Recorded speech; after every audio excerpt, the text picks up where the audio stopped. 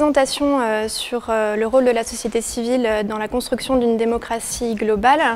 s'inscrit dans des recherches doctorales plus larges que je mène depuis maintenant 3 ans conjointement à l'IDRI et à l'Université d'Utrecht aux Pays-Bas. Donc l'objectif de la thèse, c'est de répondre à la question de savoir si les nombreuses consultations de la société civile qui sont menées dans les négociations sur les enjeux de développement durable contribuent à la démocratisation des processus politiques au niveau global. Je réponds à cette question, ou du moins j'essaye d'y répondre,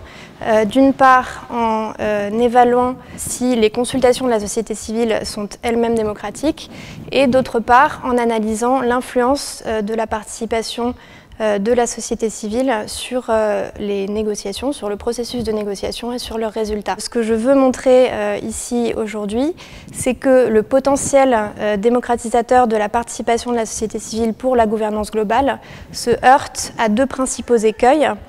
Le premier, c'est le manque de représentativité des échantillons d'acteurs de la société civile qui participent à ces consultations. Les participants sont les mêmes, c'est-à-dire qu'ils sont très instruits, ils appartiennent à des structures très organisées, souvent de grosses ONG qui sont basées dans les pays développés, et ils disposent en général de toutes les ressources nécessaires à leur participation. Et le deuxième écueil, c'est que quand bien même ces consultations seraient inclusives et les échantillons de participants représentatifs de la société civile au niveau global, les résultats de ces consultations n'ont finalement que très peu d'impact sur les processus de négociation et sur les accords internationaux qui en sont issus. Les accords internationaux ne reflètent que très partiellement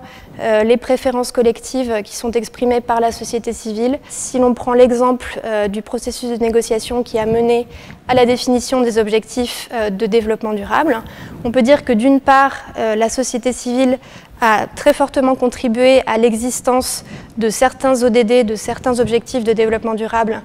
dans l'accord final, mais d'autre part, elle n'a pas réussi à garantir l'existence de cibles ambitieuses au sein de ces objectifs. Donc, en résumé, oui, on peut dire que les processus politiques au niveau global sont plus démocratiques, évidemment, avec les consultations de la société civile qu'ils ne le seraient sans, mais pour autant, les consultations de la société civile ne sont pas une panacée pour répondre aux nombreux problèmes liés au déficit démocratique dont fait état la gouvernance globale sur le développement durable.